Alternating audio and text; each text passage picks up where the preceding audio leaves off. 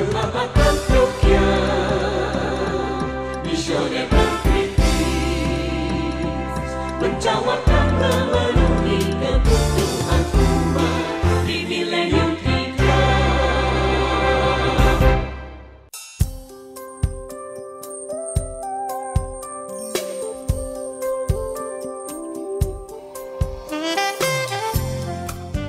Kita akan membuka Alkitab kita dari kitab Injil Matius pasal 26.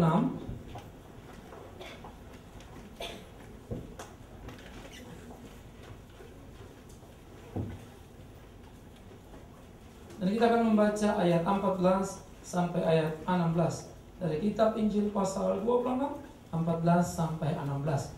Jika saudara sudah menemukan, kita akan membaca bersama-sama bagian ini dari kitab Injil Matius 26, 14, 15, dan 16. 1, 2, iya. Kemudian pergilah seorang dari ke-12 murid itu yang bernama Yudas Iskariot kepada imam-imam kepala. Ia berkata, "Apa yang hendak kamu berikan kepadaku supaya aku menyerahkan dia kepada kamu?" Mereka membayar 30 uang perak kepadanya. Dan mulai saat itu ia mencari kesempatan yang baik untuk menyerahkan Yesus. Setelah Kristus memberitahukan fakta penyalibannya sebanyak 4 kali berturut-turut, sangat jelas, sangat tuntas peristiwanya bagaimana, tempatnya di mana, siapa pelakunya, ternyata murid-murid tetap saja tidak mampu mengerti fakta itu. Bahkan salah satu dari muridnya yaitu Yudas berinisiatif dengan segera untuk membuat satu perjanjian dengan para imam dalam rangka pengkhianatan kepada Yesus Kristus Tuhan. Ironis, 4 kali diberitahu. Justru pengkhianatan yang dirancangnya. Nah, jadi saudara, kita bisa melihat di dalam fakta seperti ini betapa sulit untuk memahami salib dan betapa murid-murid gagal untuk mengerti itu. Karena itulah perlu sebuah kesungguhan dalam hidup kita mengerti akan Tuhan, sehingga kita jangan terjebak kepada angan-angan atau pemahaman kita tentang Yesus seperti apa yang kita mau. Lalu kita berpikir kita sudah dekat dengan Tuhan, kita berpikir kita sudah memikul salib, padahal sejatinya kita jauh dari situ. Kita harus hati-hati untuk memikirkan ini, karena puncak dari penderitaan Kristus sesudah melalui 3,5 tahun kurang lebih bersama dengan murid-muridnya, memberitahukan 4 kali, tapi tidak ada yang ngerti. Bahkan Yudas merancang kejahatan atasnya. Yudas, si pengkhianat, siapakah dia? Mari kita mulai menelusuri dulu Yudas yang satu ini. Ada beberapa nama Yudas dalam Alkitab, tapi yang pasti Yudas Iskariot bukan penulis kitab Yudas. Penulis kitab Yudas adalah saudara dari Yesus Kristus.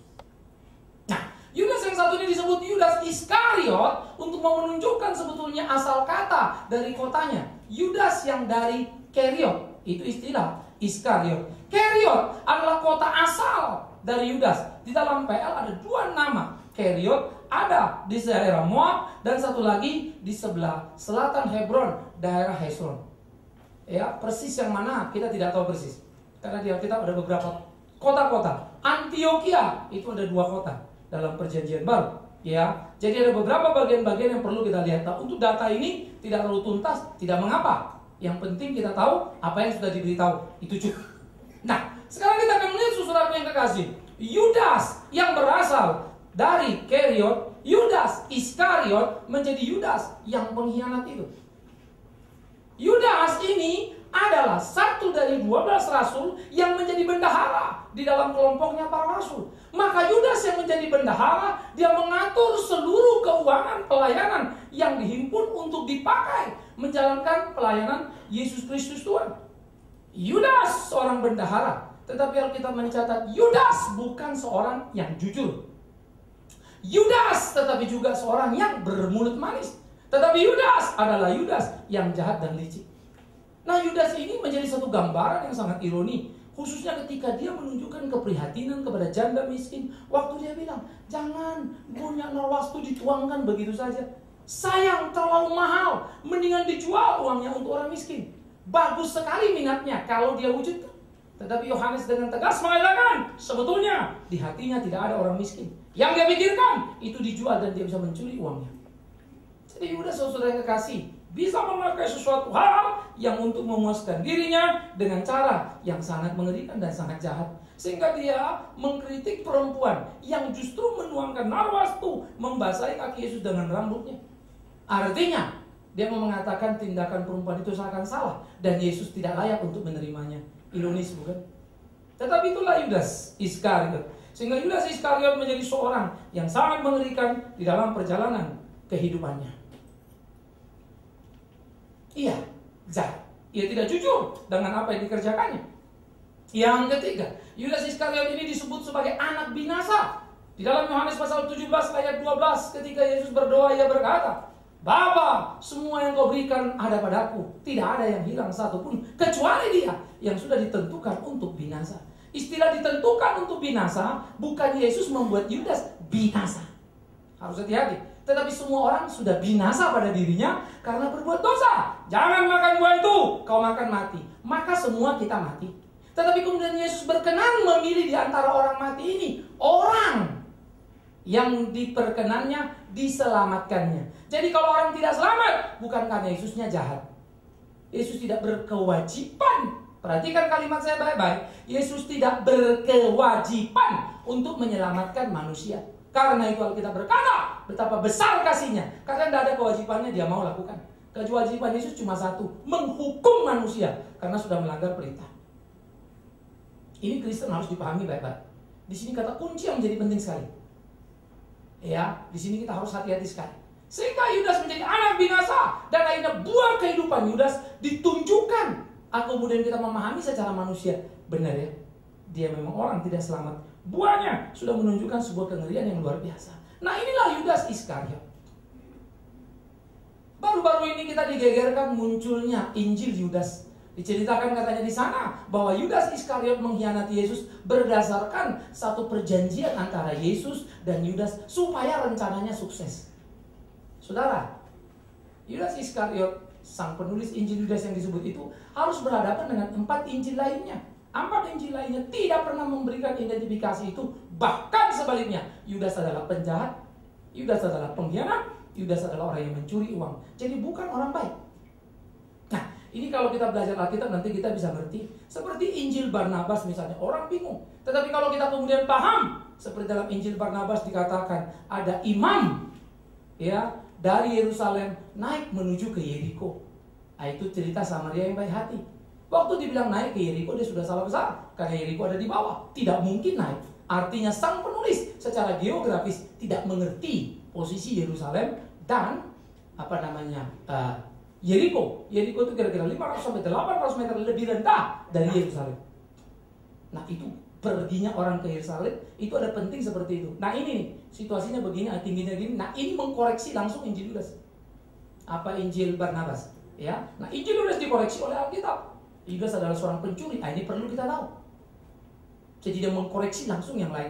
Nah, itu sebab dalam mengerti Alkitab, waktu kita ngerti semua, nggak ada masalah. Maka banyak orang bilang sama saya, "Oh, Pak, ini makin gawat loh, banyak kitab-kitab Injil yang palsu." Saya bilang nggak ada gawatnya. Loh iya dong Pak, kalau orang tersesat. Yang sesat itu nggak apa-apa.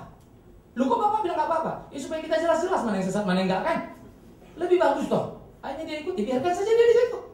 Kalau itu pilihannya dan dia pikir dia bangga di situ, silakan. Bagi saya Injil bukan barang murahan. Kita akan beritakan dengan wibawa. Biar orang percaya ditangkap kasih Allah. Tapi mereka yang bebal dan melawan, biar mereka berhadapan dengan murka Allah sendiri. Ya, jadi itu sebab tidak ada satu apapun yang akan bisa mengguncangkan kebenaran kecuali kita mengerti dengan cara yang salah. Maka kita bisa tersesat karena. Nah, itu sebab kita eksposisi itu penting di situ ya, untuk kemudian belajar dan menemukan. Nah, di sini kita melihat Yudas menjadi sebuah gambaran ilalang di tengah-tengah ladang gandum.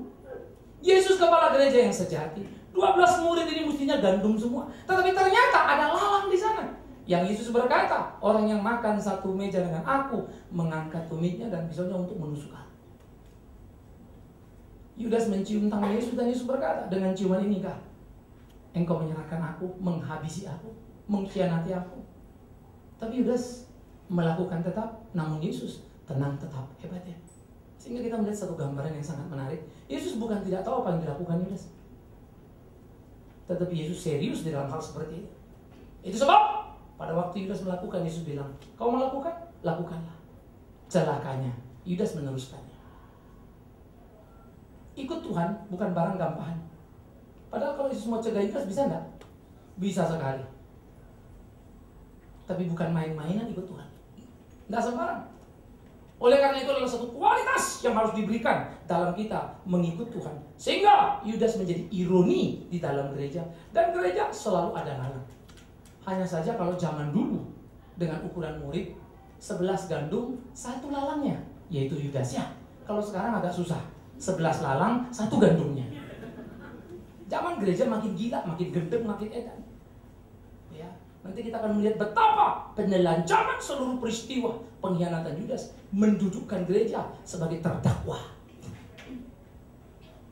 Ya, saya kalau baca gitu lalu pikir introspeksi, iya ya. Waduh, berat banget. Mau kayak yang Tuhan mau itu. Tetapi harus, itu panggilan itu.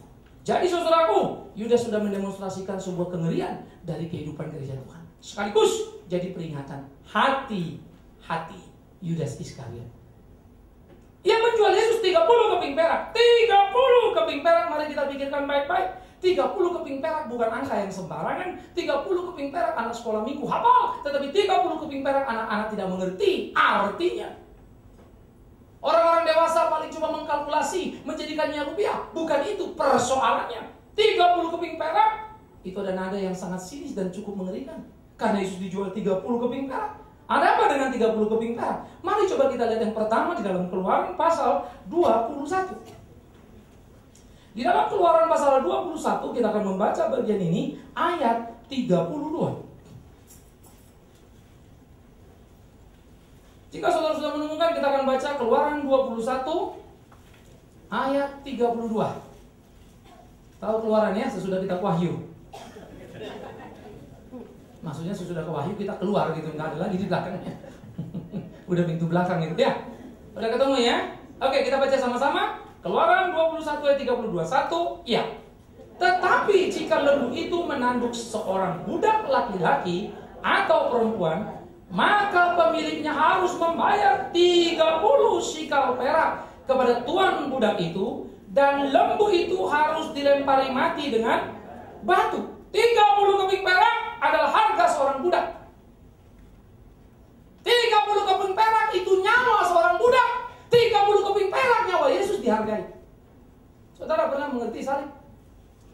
Hina, betul-betul hina. Dia diperlakukan seperti seorang budak. Budak dalam perjanjian lama menggambarkan seorang yang tidak lagi punya hak atas dirinya. Budak dalam perjanjian lama menggambarkan seorang yang bahkan tidak berhak atas nyawanya. Bukan saja keinginannya. Kalau dia sudah pulang kerja capek dari ladang, Alkitab bercerita. Lalu tuannya bilang, kamu bikin masak, bikin makanan ini dan itu. Dia tidak bisa bantah mengatakan, sebentar Tuan, aku siap-siap dulu. Dia langsung harus jalankan. Kalau dia membantah sedikit pun, itu menjadi hukuman cambuk bagi dia. Itu budak. Budak itu orang tidak lagi berharga atas dirinya. Ia tidak lagi berhak bahkan atas nyawanya. Nah, harga nyawa seorang budak kalau ditanduk oleh lembu tetangganya hanya 30 keping perak. Ironis, Yesus dihargai dengan 30 keping perak harga seorang budak. Jadi kita jangan cuma pikir Yesus dihianati Yudas, dijual 30 keping perak. Itu data. Tapi dibalik data itu maknanya apa ini? Pesannya apa ini? Ini yang kita mesti tahu. Saya kira orang Kristen kebanyakan hanya mengerti data demi data, tapi tidak bisa menemukan makna demi makna, pesan demi pesan apa yang mau disampaikan oleh Alkitab. Karena itu dalam perspektif Taurat, kita melihat sebuah kengerian yang sangat luar biasa. Yesus harganya hanya seorang budak saja. Betapa sebuah penghinaan yang sangat mengerikan. Yesus juru selamat dunia mati dengan harga satu budak. Dan betapa rakusnya Yudas sampai gelap mata, 30 keping perak pun dia rela untuk melepas Yesus dan mengkhianatinya. Ironis sekali. Saudara, kalau kita punya mobil kesayangan, iya, orang mau beli, harganya mesti tinggi. Kalau sampai orang jual murah, namanya BU ya, butuh uang, kan gitu ya. Nah, karena butuh uang sudah kepepet, atau lagi sudah jual, mungkin sedikit lebih murah. Tetapi kalau ini mobil kesayangan, wow, kita jual juga tak mau. Kalau orang mau beli, harga tinggi. Karena kesayangan. Tapi mobil itu tidak sejajar dengan kita. Masih tetap di bawah kita. Tapi harganya mahal. Yesus tidak sejajar dengan kita, bahkan di atas kita. Kok harganya bisa murah? Pikirkan baik-baik. Betapa jahatnya dosa dan gelapnya mata Yudas dengan 30 keping perak ia menjual Yesus. Mengerikan sekali. Dia obral, mau menunjukkan betapa dia membutuhkan uang. Yudas pernah digambarkan oleh Alkitab sebagai seorang yang agape terhadap uang. Tahu agape-nya? Jadi pemakaian kata agape bisa untuk negatif, bisa. Seperti Tuhan mengasihi kita, meninggalkan surga datang ke bumi. Begitulah Yudas mengasihi uang dan menjual Yesus Kristus Tuhan. 30 keping perak. Ironisnya. Nah, oleh karena itu saudara yang terkasih, di situ kita harus berhati-hati sekali. Padahal kita sudah menjelaskan misalnya dalam Timotius. Ya, akar segala kejahatan adalah apa? Pilea akan uang. Jadi itu cinta persaudaraan yang tinggi, uang itu saudara seiman dijadikan angka uang. Nah itu pilea. Yang dipakai kata sana pilea, bukan eros uang. Eros itu sesuatu yang normal, kesukaan pada uang, orang cari uang, tapi tidak menjadi mati karena. Tapi kalau sudah agape, rela mati karena uang, nah itu sudah mengerikan. Padahal Timotius saja bilang di type, di level filea saja, sudah galak kalau sampai kita filea sama uang. Apalagi agape. Itu sadis sekali. Nah Yudas ada pada gambaran yang cukup mengerikan tadi. Jadi 30 keping perak, Yesus dijual. Itu harga seorang budak. Ia menghina gurunya. Ternyata memang kalau dilihat di Alkitab sebagai murid yang menonjol, tidak satu kali pun Yudas memanggil dan pernah menyebut Yesus Tuhan. Panggilan Yudas yang paling tinggi kepada Yesus adalah Rabi. Ya, padahal dia cukup menonjol sebagai bendahara. Yang menyebut dia Tuhan ada Thomas, Yohanes, kemudian Petrus, Yudas. Padahal dia orang yang penting sebagai bendahara di dalam kelompok itu. Nah jadi saudara-saudara yang terkasih, 30 keping perak harga seorang budak. Selesai? Tidak. Zakaria memberikan lukisan yang menarik lagi. 30 keping perak itu dalam perspektif Taurat. 30 keping perak dalam perspektif Nabi apa? Mari kita lihat Zakaria. Zakaria pasal yang ke-11, kita akan membaca ayat yang ke-12. Apa yang digambarkan oleh Zakaria tentang 30 keping perak sungguh juga memprihatinkan bagi kita. Zakaria pasal 11 ayat yang ke-12. Kalau sudah ketemu kita akan baca sama-sama. Zakaria 11 ayat 12, 1, 2, iya. Lalu aku berkata kepada mereka, jika itu kamu anggap baik, berikanlah upahku, dan jika tidak, biarkanlah. Maka mereka membayar upahku dengan menimbang 30 uang perak. Perikop ini memang sangat menarik kalau dibaca. Zakaria menggambarkan di sana bagaimana sang Mesias, seorang gembala yang sejati itu datang dengan membawa 2 tongkat kemurahan dan tongkat ikatan. Lalu dia melayani dengan penuh kejujuran, dia melayani dengan penuh cinta kasih, dia melayani dengan kemurahan tadi dan mengikat tali persaudaraan. Ternyata yang digembalakan tidak suka. Lalu kemudian mereka menganggap kerjaannya tidak terlalu bagus, tidak terlalu baik lah begitu ya. Sehingga si gembala ini kemudian mengatakan, baiklah, kalau memang kalian tidak suka, maka kalian hitung saja berapa kalian harus membayar upahku. Lalu dia berkata, kalau kamu anggap baik, berikanlah upahku sehingga kita putus. Lalu mereka memberi upah 30 keping perak. Maka bebaslah si gembala yang baik itu. Dia tidak lagi menggembalakan domba yang bebal ini. Nah, domba yang bebal ini kemudian lebih memilih dan mendapatkan ayat 16 dari Zakaria pasal 11. Maka di sini Allah menyatakan sabdanya dalam kemarahan yang luar biasa. 16, mari kita baca sama-sama. Sebab sesungguhnya aku akan membangkitkan di negeri ini seorang gembala yang tidak mengidahkan yang lenyap, yang tidak mencari yang hilang, dan yang tidak menyembuhkan yang luka, yang tidak memelihara yang sehat, melainkan memakan daging dari yang gemuk dan mencabut kuku mereka. Celakalah gembalaku yang pandai. Ini teriakannya. Maka gambaran ini persis seperti gambaran dalam Yesus Kristus. Sehingga dalam kalimatnya Zakaria sudah menubuatkan gambaran perilaku manusia terhadap Yesus sang Mesias. Apa itu? Yesus datang menggembalakan orang. Yesus datang membicarakan yang baik. Yesus datang gembala mencari yang hilang. Yesus datang gembala baik yang memberikan nyawa. Tapi apa yang didapatnya? Penolakan. Untuk itu mereka membayarnya berapa? 30 keping perak untuk mendapatkan Yesus untuk menjadi korban. Maka kalau kita melihat dari perspektif seperti ini, betapa mengerikannya. 30 keping perak hanya harga seorang budak. Tapi ternyata 30 keping perak pun menggambarkan kepada kita pembantaian bagi gembala yang baik. Pembantaian justru kepada gembala yang sejati. Pembantaian kepada gembala yang luar biasa. Maka makin mengerikanlah kita melihat angka 30 keping perak ini. Ngeri sekali.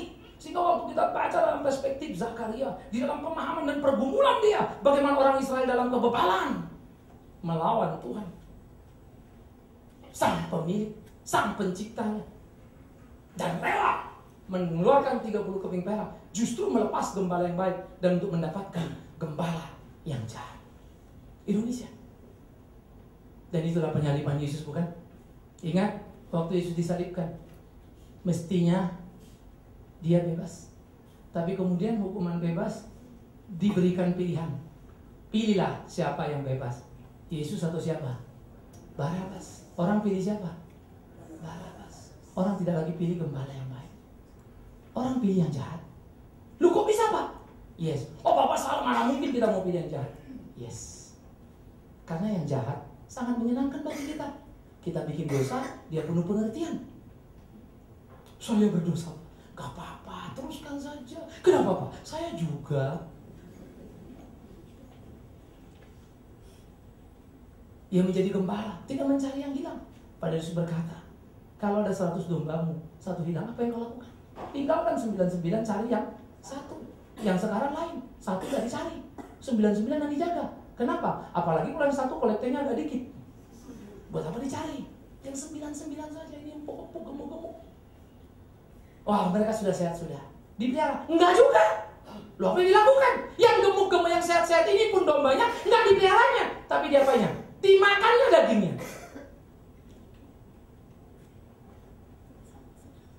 Sehingga orang suka bilang, gembala yang menggembalakan domba itu ternyata sudah berjalan menjadi gembala yang memerah susu. Tahu yang ngambil susu terus, maka gemuklah gembala, kurus-kuruslah dombanya. Maka ini ironis, mestinya gembala menjalankan tugas yang baik, domba itu diberikan makanan yang sehat, supaya kepuasan gembala ada pada kesehatan domba-dombanya. Ironis. Tapi itu yang terjadi, saudaraku yang kekasih. Gembala itu tidak mencari domba yang hilang. Itulah gembala yang memprihatinkan. Tetapi untuk merealisasikan kegagalan, kehancuran, mereka mau bayar 30 keping perak. Indonesia. Juru selamat itu terbunuh. Saudara bisa lihat betapa kaconya perspektif manusia tentang Kristus. Betapa rusaknya pengertian kita. Kita salibkan dia, harganya murah.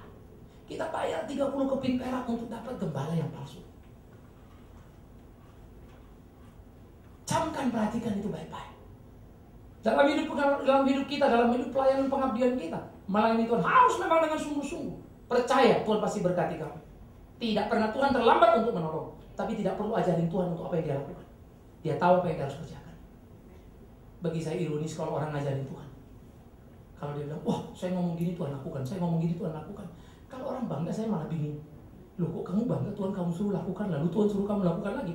Yang saya bangga Tuhan suruh saya bisa lakukan. Yang saya bangga Tuhan suruh saya lakukan, saya pikir ini hancur. Toto bener. Kalau bisa suruh Tuhan kok bangga? Aneh itu Tuhan. Terlalu rendah kalau Tuhan bisa kita suruh-suruh. Ya. Oleh karena itu memahami kebenaran itu harus utuh. Belajar menjadi gembala yang baik, saya gumulin gak gampang loh. Sulitnya setengah mati. Kalau untuk jadi pendeta bagi saya sederhana setengah mati. Saudara mau beradu apa dengan saya?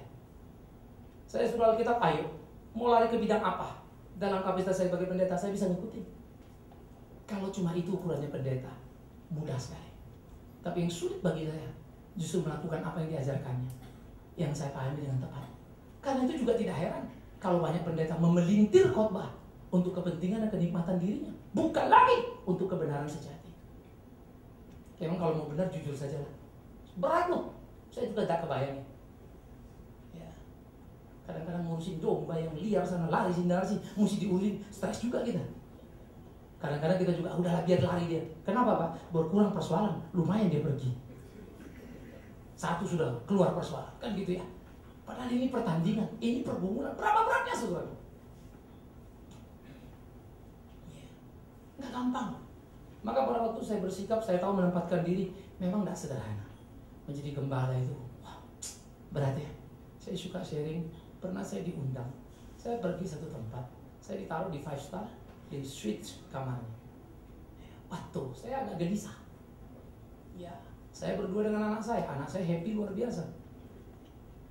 Ruang tamu pasang TV, kamar tidur pasang TV, sampai kamar mandi pun speakernya dihidupin. Dia lari sana, dia lari sini. Dia gelisah bergumul.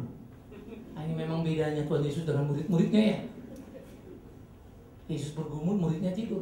Ini kita berdua, kawat nih, kayaknya kelebihan. Anak kita happy setengah mati. Pak, makan di lantai 2, Pak, makan di sini nih. Ini saya Chinese-nya enak, yang Japanese-nya juga oke, steak-nya sebelah sini Pak. Yang Prancis punya good semua. Bapak tinggal tanda tangan. Waktu makin digituin makin keder. Saya keluar, saya tidak makan di situ. Bil saya bersih untuk makan. Nggak ada tambahan, lalu pulang, diundang lagi 3 bulan lagi. Ada schedule. Pertanyaan saya pertama, saya nginap di mana? Tempat yang kemarin Pak. Kalau boleh turun. Pak, kami udah kontrak hotelnya. Oke, kamarnya diganti. Apa yang kurang Pak katanya? Ah, gila kau kurang lagi kau bilang. Awak udah berlebih, udah ngeri nih ya. Turunkan kelasnya. Saya minta tuh. Lalu diturunkan kelasnya, tapi dalam kebingungan. Tetapi rupanya memang pelayanan itu unik ya. Jadi saya tertawa sendiri. Sesudah saya turun, saya minta turun toh. Jadi turunkan kelasnya. Saya minta standar. Ya, terus dikasih superior atau apa ya. Tapi saya tak mau lagi di suite. Jadi udah turun toh. Sudah turun. Baru saya perhatiin, saya nggak sengaja tadi. Lucu juga ya. Jadi waktu kita merendahkan diri, rendah juga PK-nya. Jadi ngasih amplopnya turun juga. Ini jahat juga gereja ini ya. Ini pendeta Bigman kayaknya nggak butuh duit nih. Diturunin gitu. Saya geli. Saya pantang bagi saya nanya-nanya begituan ya. Cuman saya jadi tersenyum dan ketawa dalam batin saya. Ini apa-apaan gereja ini? Pantaslah pendeta bawa bodyguard, PK-nya naik kan. Rusak begitu ya. Lalu orang bilang ini gendeng. Lalu ada orang ngomong sama saya, Pak, itu kan berkat Tuhan. Saya tahu mana berkat Tuhan. Saya juga tahu mana yang Tuhan biarkan yang belum tentu dari dia. Saya pendeta, saya tahu tempatkan diri saya. Kalau you bisnismen, tolong jangan nginep di kamar saya. You naik kamar yang atas yang lebih top. Supaya kalau kamu nanti mau negosiasi ditanya, di mana nginepnya di sini? Lantai berapa, kamar berapa? 1509, langsung orang tahu. Oh 15 ini floor biasa. You bilang 21 sekian, ini floor eksekutif nih. Dia tahu harganya. Itu penting, you bisnis. Silakan saja. Tapi saya pendeta, tempatku lain. Jangan sampai kau di kamar standar, aku di kamar suite. Lalu aku bilang, inilah berkat Tuhan. Kasihan kau nanti. Sudah gak pendeta tertimpa pula lagi. Ya, sudah di kamar yang bawah disebut tidak diberkati lagi. No. Tahu mana yang kita mesti makan. Tahu mana yang kita mesti minum. Tahu diri penting. Kenapa? Karena saya jujur saja, saya suka kemewahan. Saya nggak munafik. Saya suka kemewahan. Itu sebab saya takut. Saya terikat kemewahan. Maka saya tolak. Jadi jangan bilang ya, Pak Bigman hebat lu, nggak suka kemewahan. Salah kau. Justru karena suka aku tolak. Bukan karena nggak suka. Suka saya. Saya menstandarkan diri saya. Kalau saya pakai sedan, berkat yang paling tinggi yang saya mau terima hanya 1800 cc. Ini saya banyak omong. Lalu teman bilang 2000 nggak mau Pak. Kalau mobil kijang memang 2000 itu kijang 2000. Tapi kalau sedan saya nggak mau. Kenapa nama nanti ngurus sudah lebih boros lebih ini. Saya cukup pendeta jadi saya tidak pusing urusannya. Akan gampang pendeta Pak. Memang gampang. Apalagi pendeta kan. Kolektor pun bisa jadi bensin. Apalah susahnya kan. Demi cinta kasih haleluya amin. Jadi bensin semua. Tapi apa tanggung jawab saya? Kecuali kalau saya tinggal di Eropa. Kecuali kalau saya tinggal di Amerika sana. Lain judulnya. Menyadari itu gak gampang loh. Saya sudah pernah diminta untuk jadi gembala sidang di Düsseldorf. Tapi saya bilang panggilan saya Indonesia. Saya tahu saya di sini. Saya bersyukur pada Tuhan pakai saya dengan apa yang saya lakukan. Step by step. Saya melompat ini, saya potensi saya lompat besar mau kemanapun. Kaki saya mau gampangnya setengah mati. Tetapi itu yang saya takut. Kalau itu pilihanku, bukan pilihan dia. Akhirnya aku menjual dia 30 keping perak. Terlalu murah. Hanya untuk kenikmatan badani saya. Engkau bisnis, nikmati bisnis. Naik mobil lebih mewah dari pendeta, silakan. Sudah seharusnya, karena kau eksekutif. Ya, tapi saya pengen di bawah. Namun maaf, wibawa saya nggak akan mau kalah. Supaya saya tidak kalah, saya akan hidup lebih benar dari kamu. Supaya kamu tidak gerah di hadapan saya, hiduplah benar juga. Nah, berlomba kita. Berlomba untuk hidup benar sesuai kehendak Tuhan. Bertanding kita. Nah, di situ saya mau. Di situ kita harus. Tapi kalau soal pakai yang bisnis, pakai kelas. Saya tahu kelas saya. Saya perlu ada di bawah. Karena masih terlalu banyak orang yang di bawah. Yang memerlukan uluran tangan. Jangan sampai dia takut berurusan dengan kita. Oleh karena itulah saudara yang kekasih, 30 keping perak menjadi sesuatu yang sangat mengerikan. Yang ketiga, 30 keping perak adalah harga jual Yudas atas Kristus kepada imam. Yudas menempatkan diri sebagai gembala pandir, gembala upahan. Dia menjual Yesus untuk kepuasan dirinya. Indonesia. Bagi saya, ada satu orang khotbah, kemarin kita cerita-cerita, saya pikir kurang ajar setengah mati. Kalau dia khotbah, dia bilang, dia khotbah, saudara-saudara orang Kristen, jangan naik bajai. Naik bajai itu bukan Kristen, tidak beriman, tidak diberkati. Saya pikir kurang ajar betul kan. Tuhan Yesus saja nggak naik bajai. Tuhan Yesus tidak punya keledai pribadi. Baca baik-baik di Alkitab. Keledai pun dipinjamkan dia. Tapi semua orang kemudian tepuk tangan. Memang kebetulan yang datang nggak ada yang naik bajai. Nah, yang di luar sana, kau hina itu. Terlalu banyak orang yang naik bajai, yang hatinya bersih, jauh lebih bersih dari seorang pendeta. Saya mesti respect. Saya mesti hormat.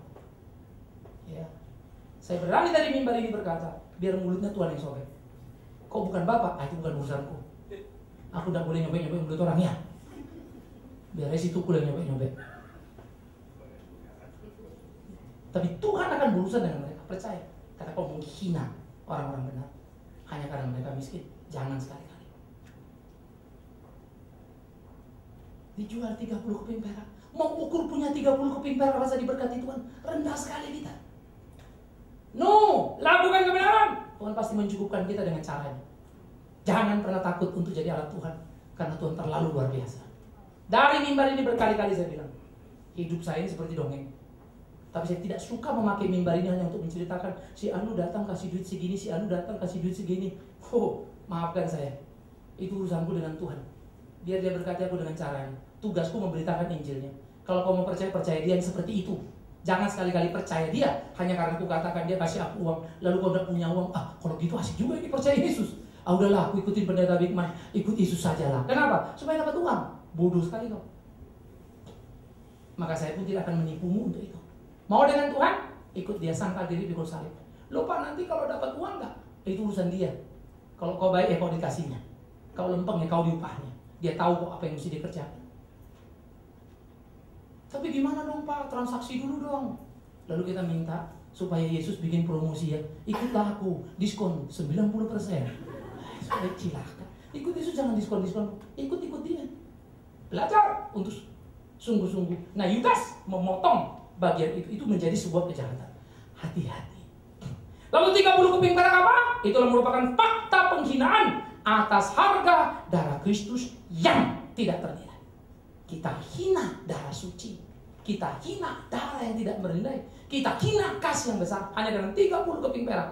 Maka ini menunjukkan betapa bebalnya, bodohnya manusia yang berdosa. Dia tidak lagi mampu menghargai kasih karunia Allah. Itu sebab gereja yang berhitung-hitung dengan kasih karunia Allah, bagi saya sebuah kehinaan. Saya harap tiap siapapun yang berdiri di mimbar ini, kalau berdoa, hati-hati. Jangan pernah satu kali berdoa, berikan persembahan, dan jangan pernah bicara itu supaya kau dikembalikan 3 bulan 60 kali lipat. Bagi saya bukan. Terlalu murah. Kamu pikir uangmu apa uangmu yang kamu kasih? No, itu semua uang Tuhan. Kita cuma bersyukur boleh mengembalikan yang Tuhan kasih. Kok hitung-hitungan? Ya kok Tuhan dipancing? Jangan. Itu sebab saya katakan di gereja ini, kalau saudara lihat gereja ini melayani dengan baik, misinya baik, kasih persembahanmu kemari, analisa betul-betul. Tetapi kalau tidak baik, persembahkan ke tempat lain. Gimana perpuluhan Pak? Kasih ke rumah Tuhan. Yang namanya rumah Tuhan bukan cuma jemaat Antioquia. yang jalannya lempeng-lempeng, bawa ke sana. Ya, saya paling tidak suka kalau pendeta bilang, perpuluhan kalau makan di restoran Cina, bayarnya restoran Cina dong, jangan di restoran Padang. Maksudnya kalau gereja A jangan kasih ke gereja B. Saya bilang salah. Siapa bilang? Semua gereja siapa? Tuhan punya. Satu kepala gereja, Yesus Kristus, bukan pendeta punya itu. Merek itu cuma kita aja yang bikin-bikin. Nggak akan ditanya kita merek gereja apa masuk ke surga. Tapi kalau gereja melempem di sini kasih. Yang sebelah sana saya bilang selalu orang, kalau you lihat pemakaian uang benar, kasih sih. Jadi gereja membantu mendistribusi dengan benar. Tapi kalau tidak, cut. Itu uang Tuhan, jangan main-main. Jangan skandal 30 keping perak kita ulang lagi dalam bentuk yang berbeda. Murahan sekali. Maka kita harus belajar memberikan diri kita. Bukan mau mengambil untung dari Yesus, yaitu 30 keping perak tadi, dengan menjualnya. No! Tuhan terlalu luar biasa kalau mau memberkati kita. Ya. Saya suka bilang dulu, saya kadang-kadang berpikir saya ini terlalu ekstrim, apa posisi saya salah apa gimana. Tetapi kemudian hari demi hari saya jalani. Hari ini saya bersyukur betul. Saya terus tiap hari melihat kemuliaan kebesaran Tuhan dalam hidup saya yang dipelihara. Kalau kamu haus, lalu ada orang kasih minum, baru kita ngerti pertolongan Tuhan ya. Tapi kalau kamu haus, kamu punya 2 galon minuman, kamu minum, kamu nggak rasa itu Tuhan tolong kok, sudah ada stok kok. Nah, itu anak Tuhan. Lakukan saja, Tuhan cukupkan. Kagumlah kita. Lalu thanks Lord. Jadi jangan pernah 30 keping perak kita ambil, Yesusnya kita jual. Terlalu murah. Ironis. 30 keping perak, salib mulia itu kok kita hargai segitu. Betapa hinanya.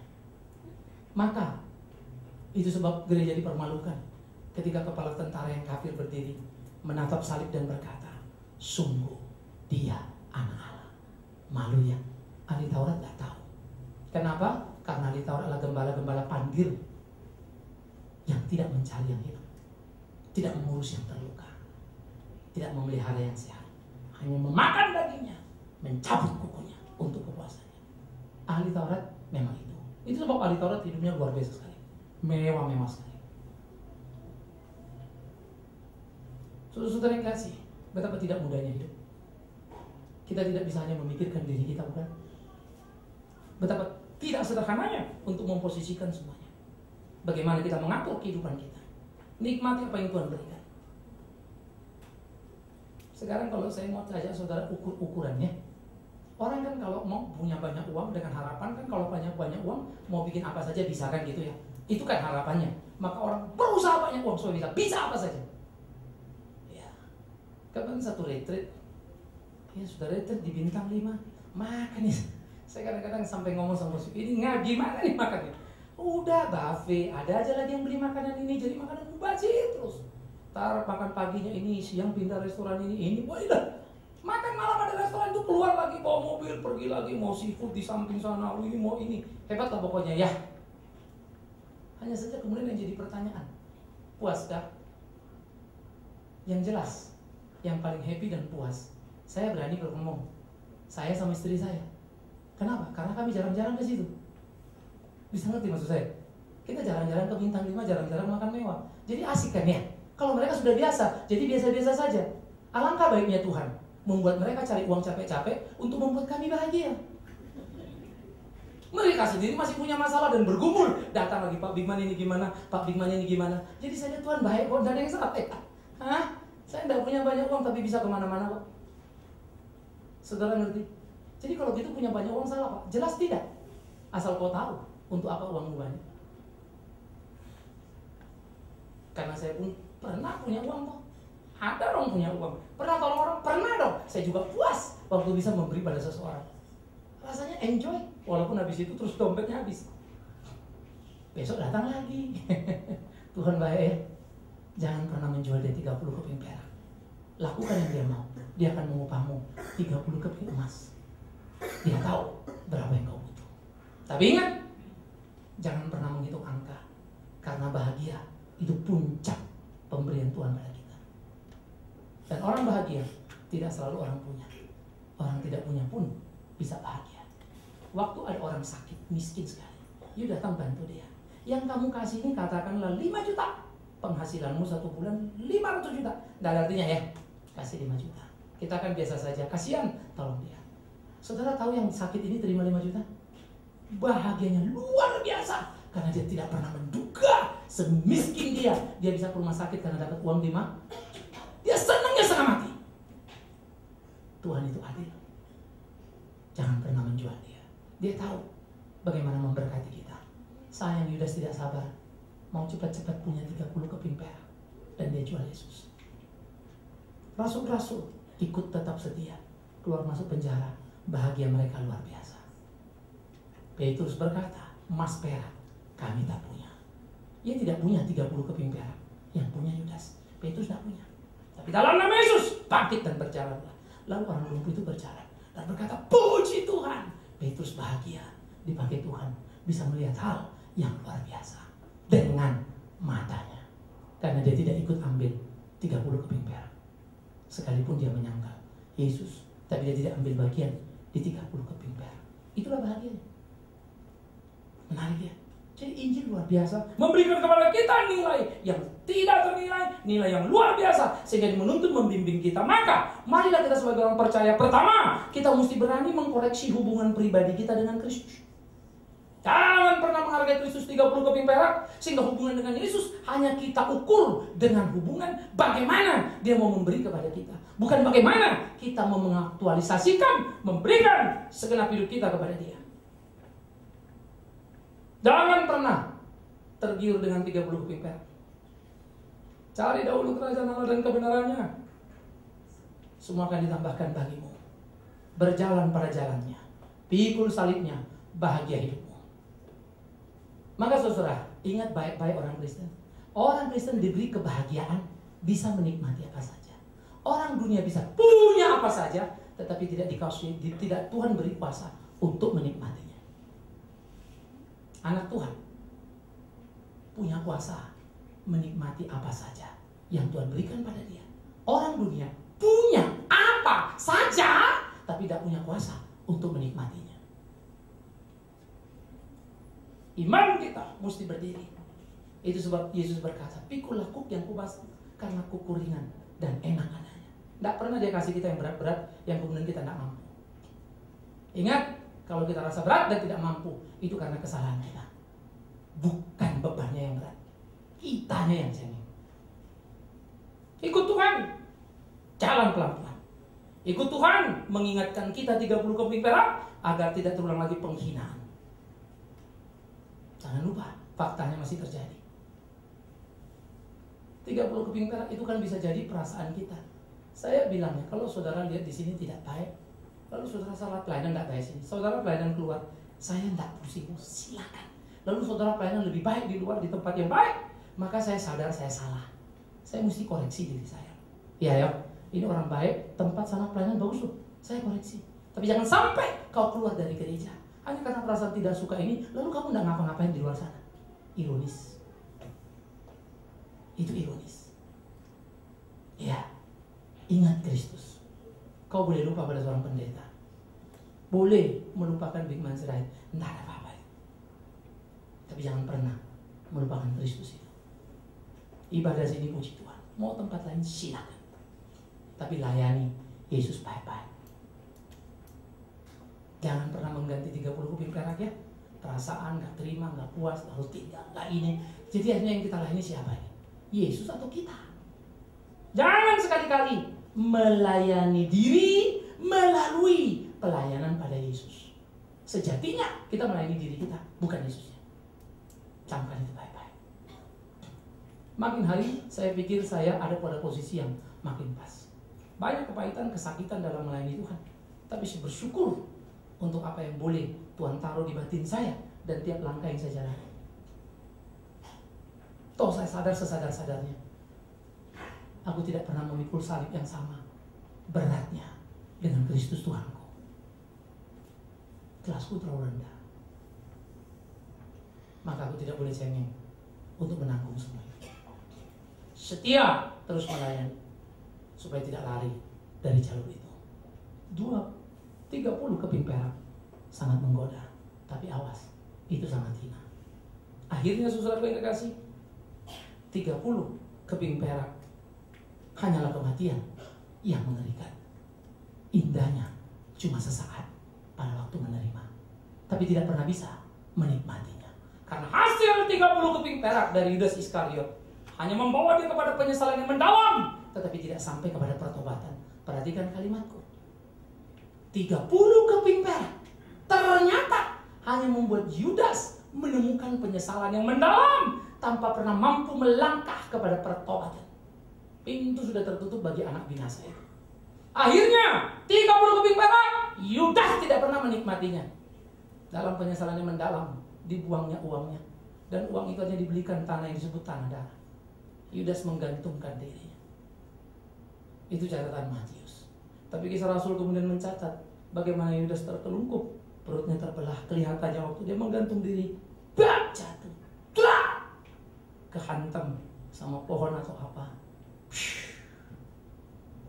Kisah 1 ayat 25 mencatat dengan sangat jelas, Yudas mendapatkan yang pantas buat dia. Apa pantasnya?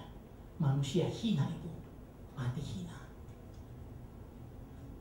Tidak ada yang mulia di sana. Tapi Yesus boleh dia mati tersalib, tapi dalam kemuliaan yang luar biasa. Yudas tidak.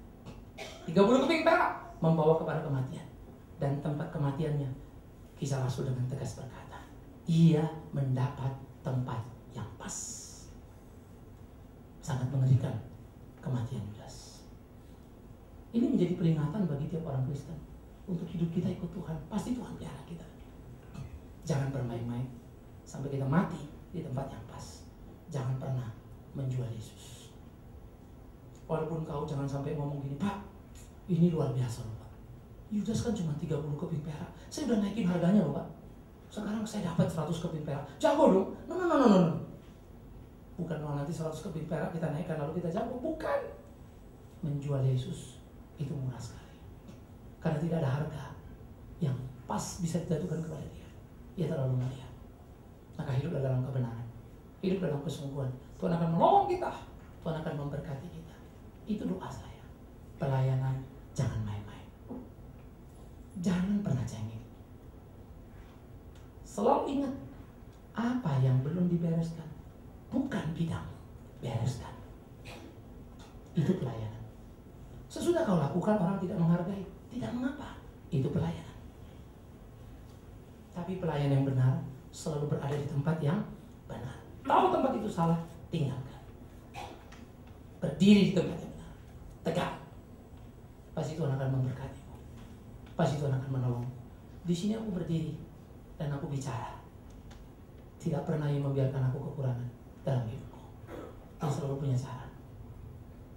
Sampai sekarang,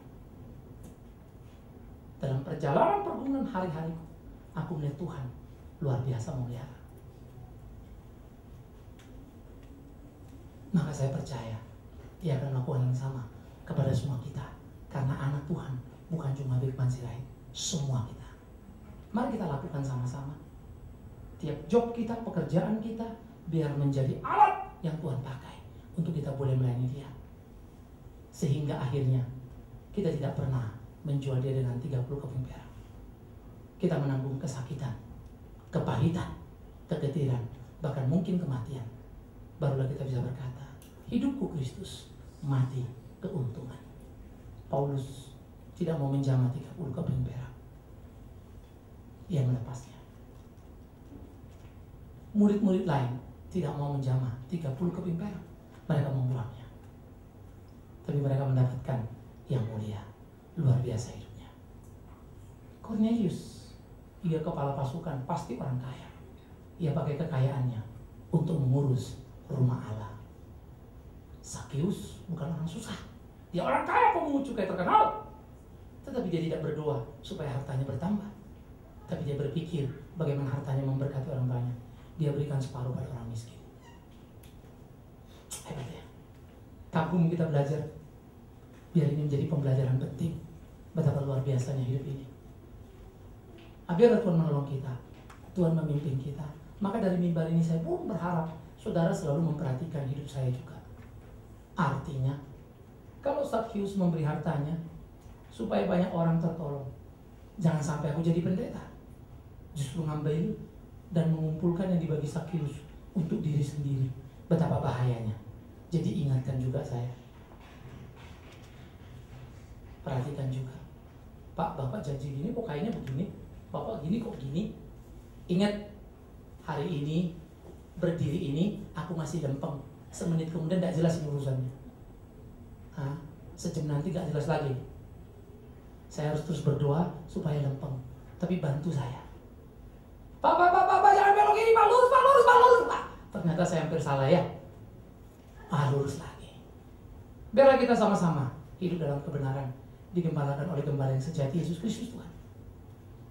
Selamat untuk melupakan 30 keping perak. Ingat kebenaran. Ia lebih berharga dari emas dan perak, bahkan permata sekalipun. Amin. Kita tunduk kepala. Kita ambil waktu teduh berdoa pribadi.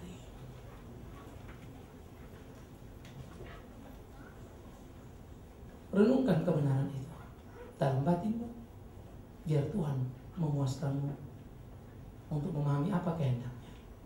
Terima kasih Bapa di dalam surga. Kau tahu hati dan pikiran kami.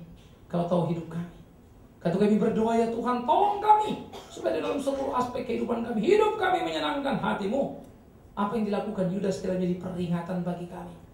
Tidak pernah ada harga yang mampu menghargai kasih Yesus Kristus Tuhan kami. Kasih-Mu yang sudah menebus dosa-dosa kami.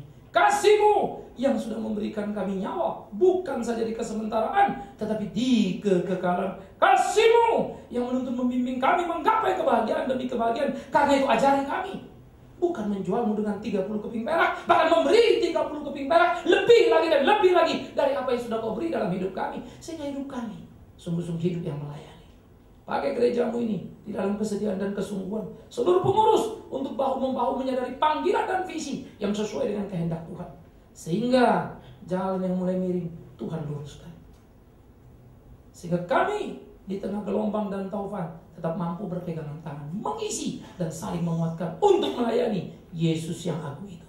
Kami berdoa untuk seluruh gerakan gereja-Mu, untuk bina wilayah, untuk Antioquia Ladies Fellowship, Antioquia Youth Fellowship, dan sekolah minggu. Tuhan tolong, Tuhan pimpin, sehingga sungguh-sungguh semua pelayanan komisi membawa jemaat makin tangguh dan hidup dalam kebenaran yang utuh. Begitu pula pembinaan lepas pembinaan. Kami berdoa untuk kesatian para pengurus aktivis dalam pelayanan. Berkati sertai ajar untuk saling melengkapi, bukan meniadakan. Mitra pelayanan baik PAMA dalam pelayanan media di perkotaan, Mika pelayanan pendidikan di pedesaan, dan Antioquia Bible Course. Terus Tuhan lengkapi makin untuk menyatakan kemuliaan dan kebesaran keagungan nama Tuhan. Kami berdoa untuk gerakan pemuda peduli bangsa. Kiranya makin dipakai Tuhan untuk menjadi saluran berkat buat sesama dan mengajar anak-anak muda akan kepekaan tanggung jawab pelayanannya.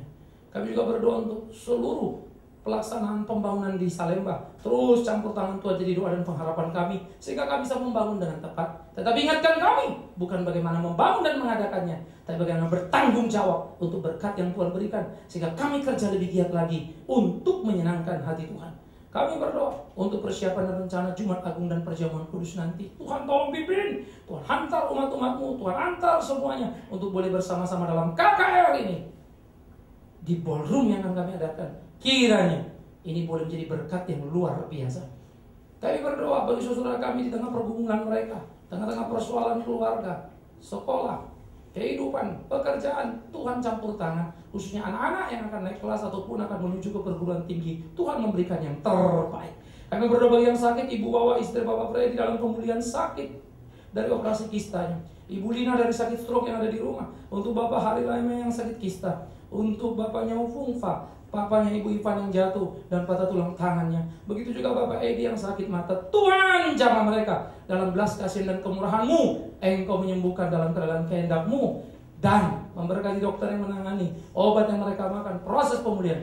Tetapi di atas semuanya doaku ya Tuhan, buat itu jadi momentum yang membawa iman mereka makin bertumbuh, merasakan kehangatan pribadi dalam persekutuan dengan Tuhan, sehingga mereka boleh memuji-Mu bahkan di kesakitan yang mereka jalani. Terima kasih untuk kemurahan-Mu. Terima kasih Bapa di dalam surga untuk gereja-Mu. Semua doa ini kami naikkan hanya di dalam satu nama, Yesus Kristus Tuhan kami. Jadikan kami laskar-Mu yang tangguh. Terpujilah Tuhan kekal selama-lamanya. Amin.